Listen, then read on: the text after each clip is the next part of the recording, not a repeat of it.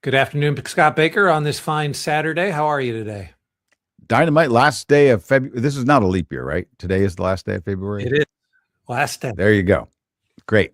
All right, everyone. Thank you for joining us. Another edition of Lead Better. And today's field note is persuasion and skin in the game. And I think that we're living proof, Mikey. Like here we are on a Saturday. We're talking about this stuff because we believe in it, which is a Well, good sign. I mean, I would like to think that people would be persuaded by what we're Hmm. doing. We're not necessarily doing it. Well, I guess we are doing it for the purpose of persuasion. I just don't think of it that way. I think of it as like I would like to think that these kinds of conversations between you and I would Hmm. continue in some way, even if we weren't on the Yeah. marketing side of what we're Oh, right. doing Yeah. for admired leadership, right? And so, you know, I I don't think of it as persuasion, but I think maybe that's part of it, right? And that's part of maybe the core of what we're trying to communicate in this field note today as well. We sometimes probably put a connotation around persuasion that it could be negative, but obviously, someone trying to share a message or advocate for something thinks of it positively.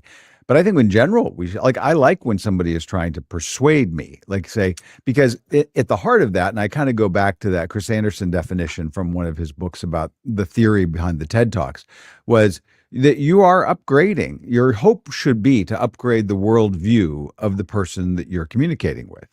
Now, they Right. may have another perspective. You may have to kind of deal with some of their, what they've already constructed in their mind. In some cases, if it's a major switch you're trying to make, it can be as emotional as a divorce in a relationship. You're trying to get them to abandon a set of beliefs, to adopt them. There's a lot of stuff that goes into that, but Right. living into it as though you have skin in the game, and that's sort of the heart of this. And the field note begins pretty harshly about the nature of how we perceive this, because, and maybe unfairly, we can decide what we think about that, but it says that most of us have this collective experience that when people are out there selling, that there's a degree of obviously self-interest, but just either hypocrisy or hidden agenda, something like that. And so that's why we sort of resist.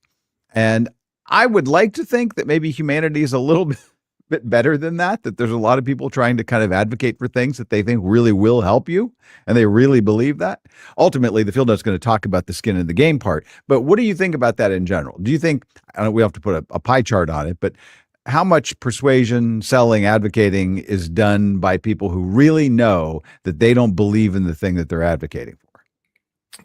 I don't think I'm a fair person to ask this question to. I don't think you are either, because partly because of what we do, but Hmm. we think in a way that is like you and I probably have the tendency to evaluate the sales pitch more than necessarily the product even. Hmm. So if we see a kid coming at us with a box of chocolates, like we've probably in that scenario, we've already decided to buy the box of chocolates, but Hmm. from them, right? But we're wondering, is there a way that I can help this kid be better for the next person, right? And so Right. Yeah. I think the way that we process sales pitches coming at us, Yeah. it kind of puts us in an unfair place to really answer this question. I think most people are on a scale of suggestibility Hmm. where a good salesperson is trying to hit that without destroying the fourth breaking the fourth wall, right? Is Hmm. trying to hit on what is the thing that makes them more highly suggestible, Hmm. and that's actually a very cynical way of describing it. I don't like how Yeah. cynical it is, but that is the way that I process it, right? Right. Yeah. So I don't like the question for myself because it kind of forces me to be more cynical about the whole thing, right? I would rather just kind of choose the values for my own life and live that, and whether or not other people are being persuasive connected to the values of their life or not, I don't really have the Hmm. chance to be able to talk about values with the kid coming at me with the box of chocolates. Yeah. I'm only going to deal with like the superficial part of it, and Hmm. and and give him, I'm immediately going to tactics, right? And Yeah, if for right. some reason he's very persuasive because something about what he says gets to the core of who he is, Mhm. I can't even explain that to the kid. I'll have to like turn to his dad, who's at the corner supervising him, and say, Right. telling him why this works so well, right? Yeah. So I don't know. It's Look, just, so all that to say, I don't think I'm the best person to ask yeah, or answer that well, maybe question. not. I mean, and I think that there are a lot of people that are sort of, coin operated. They're just mercenary. They're just out there doing the job. There have been different jobs I had in my life, where I was out selling something. I sometimes have joked and mentioned on our conversations, in college when I was selling television sets at a department store in Right. Annapolis, Maryland.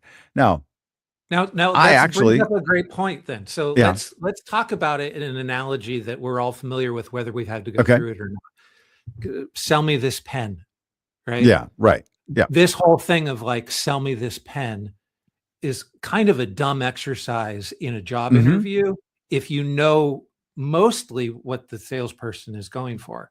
So my son applied for this sales job that he's currently sure, working. He just finished his first month yeah, in the sales job. He blew away his projections by more than half. So I'm very proud to say he was actually going for dynamite, the company record. He was very close yeah, to actually hitting the company record in month one. 3 weeks worth of sales training.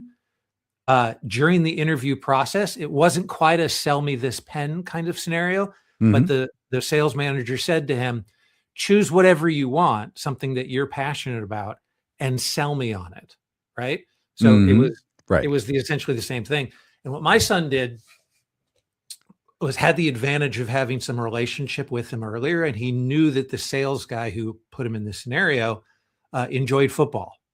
So hmm without revealing what it was that he was going to sell, because my son likes football, he especially likes hmm fantasy football, but he kind of got him there in a back and forth conversation. He said, I think I spent like 8 minutes just trying to understand whether or not he likes football to the point where he would enjoy fantasy football yes, right, right, right. without even mentioning fantasy football was the thing, right? Just And getting to the emotional openness to the idea. yeah, just getting the guy talking about it, whether or not his wife enjoys football as well, right? Yeah, Does your right, family enjoy football? So he right. kind of intuitively knew where he Sure. was going, and I think that so he got great reviews on the fact that the salesperson liked the job that he did in that 8 minute sales job, but he actually cut him off before he even made a pitch, right? He never got to the point where he was like selling because he had to move on to another interview. But he's like, I like what you Oh, did. And I right, love right, where you're right. going. And so it was like I just was talking about He could see football. where he could see the way that he opened it up, because Yeah. ultimately there, what your son was doing, which is in any kind of communication, is you may have a set of things that you would like to share or have the other person believe or buy, but ultimately you need to see a window of what that person is looking for, what they Yeah. need, what they're feeling. And sometimes the kid coming along with the candy bar, it may be, I'm hangry, right? I Yes. actually like dark chocolate, so maybe I'll buy your candy bar. But most of the time when you're buying candy from a kid, the exchange is not about the candy bar. The exchange Exactly. is the feeling that I get in helping somebody with a Yes. dollar or $5 or $20 or whatever it is. And it's an investment in them that they've made this process, but it's an investment in the person to say, I'm this kind of person. I help Yeah. kids who are out there trying to do it. But you and I lean into the even more selfish version of that because we don't necessarily get the joy in seeing them make a sale. We actually see the joy in improving their pitch, right? And In improving their actually pitch. Yeah. Well, stepping in. yeah, That's a I did selfish that. There thing was for us to do. Yeah, there was a kid a year or two ago who came up, maybe his early 20s, and my house is on a 1 mile long road that ends in a cul-de-sac, so there's not a lot of through traffic, and then our driveway is about 150 yards up to the house. So if you come up the driveway to my house, you've taken a pretty good hike.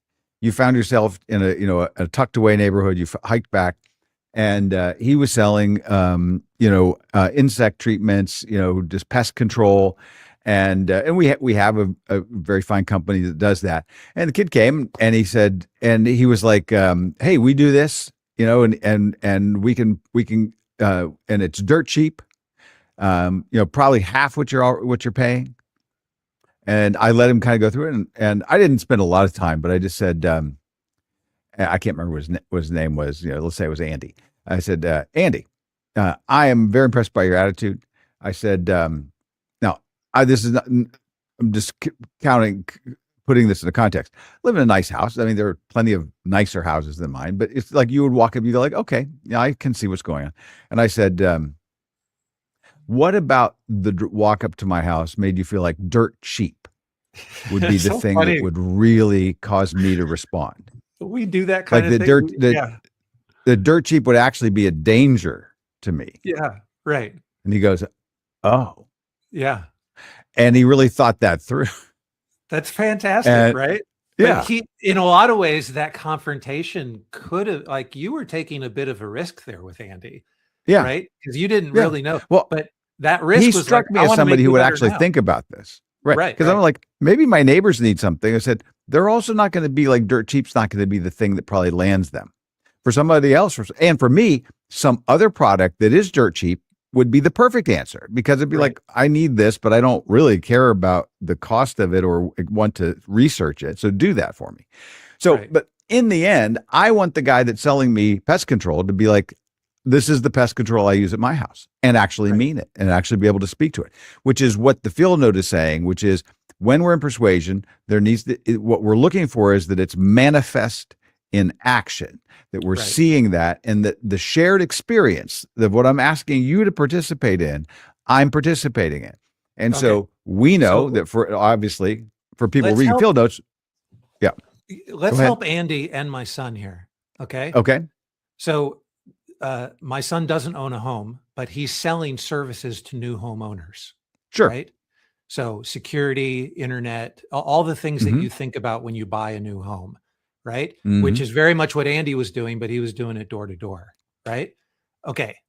So they don't own a home. They're not really in a position. Sure. Right. Right. So how does this field note actually help in the way that my son might read it, how Andy might read it, to make him better? Right. How do we communicate that skin in the game? Yeah, you can have, and that's certainly true if you're a car salesman and you're selling Bentleys. Maybe you don't have a Bentley, right? So you have to have another way that you lean into it, right? There's another way. And so for someone, whatever it is, if they're saying, look, my grandmother, is a really fine woman, and a couple of months ago, her washer and dryer, both broke in the same week. And past warranty, and here's what it cost, and she's on Social Security, and it was awful, and I was over there helping take her to the laundromat. I'm just coming up with something. Now, if you're talking about appliance protection sales, then that's a way of saying, or furnace protection, or whatever else.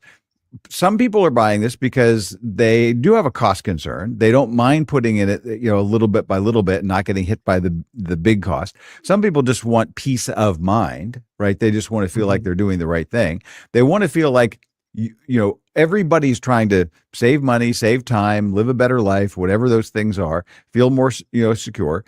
You can always speak to those things in some way. And I think that that's where it's at. Now, look what we're asking people to do, to say, if you're going to become a better leader, we feel like the content in Admired Leadership is very unique and very powerful. And with that, when the field notes are free, well, you and I read the field notes, and then we talk about them every day. We have a very moderately priced AI for leaders that coaches and guides and all of that. And we think it's fantastic. And we think almost every leader should be able to access that. There are probably some that be like, I can't afford that right now. Read the field notes. Like, you're good to go on the field notes. If you can use Alex, use Alex. If you can use our main platform to really go into 100+ deep admired leader behaviors, do that. There are videos and text and all that, but we have a private podcast feed of the audio. I listen to one of those every single day, right? And so I've done that since we created them 5-6 years ago. And so I'm thinking about these things around leadership all day, every day, because I actually think it's really cool. It's why I joined the firm. It's why I had Right. been successful in other entrepreneurial endeavors, and I was planning to do another one, but I joined this firm on purpose because I had hired the founder to coach me, and I was so persuaded by the uniqueness of the content. Right. So am I out there coaching leaders every day? No. Right. I'm building platforms that communicate this information. But I actually reoriented my life, the direction of the latter part of my career, because I so believed in what we're talking about. Now, I can tell that to somebody and say, is that helpful to read a free field note? Now, sometimes a free field note, people won't take it as seriously as they should because they're getting it for free. Right. That can be a big mistake. But hopefully, there is going to be a way. I don't have to say, I'm being coached right now by an admired leadership master coach because I have a company of 20,000 people. That's not where I'm at now. It was something of where I was when I hired a coach, but I can always speak to any piece of that. And the point of it is it manifest? Do I see it? Mm-hmm. And then you as a leader are out there asking your team to do things. You're asking your new hires to do things. And they're always looking and saying, are you doing it? Right. Are you taking it seriously? Yeah. My principal in high school always said your walk talks and your talk talks, but your walk talks louder than your talk talks. Like that phraseology. Yeah. That's been ringing around my head forever. And this is a great display of it. Yeah. Right. You want to be a better salesperson? That's the way to do it. Yeah. And last thing on this too, which is that again, to tie it back to what your son is doing, what the kid selling pest control was doing, is that I could try to persuade you based on my skin in the game and what it did for me. And oftentimes that's very helpful. But if you're really trying to persuade, you're really trying to cut through and say, ask the questions that your son did in this drill with the person that he was working with, and saying, what is underlying that? What's the thing that is actually helpful to this person? Maybe not to get them to the final sale, but to get them to the next step. There's a lot of steps that you're helping people to find those little rocks that are just under the surface of the water to get across the creek. And when you do that, it's kind of like I mentioned that I read that old book by Frank Betcher, How I Raised Myself from Failure to Success in Selling, old school selling book. I'm not even out there doing day-to-day selling, but I had seen somebody mention this book, decided to read it. And it was great, right? And he was he was a professional baseball player back in like 1917, something like that. And then got injured and ended up, on the streets, and then was selling insurance stuff in Philadelphia. And his whole thing was you just got to help the other guy, get what he wants. If you know what they're trying to get, help them get there. Now, you can't actually do that if you don't believe that you have something that will actually help them. So if you're one of the people that doesn't line up with this field note, you need to go find something that you do believe in, right? If you're in a situation where you're selling something that you don't believe in, you don't use it, you don't think it helps people, well, I think the hypocrisy of that will probably consume you. Yeah, exactly. You could, I guess some people are so cone operated that they don't allow that value-based system to penetrate them. I'm not the kind of person who can do that. Left a job because of it in the past. And so it's a good thing to think about. Okay. Fantastic. All right. Dynamite. This is a good conversation. I'm happy to share it with my son as well, who, by the way, was 95% of that overall goal. He barely hit it. And the reason that he missed it was because there was only 20 working days in February. So he set the February record. If this was March, he would have owned it. Yeah, exactly. Yeah. All right. See you, Mikey. Bye now.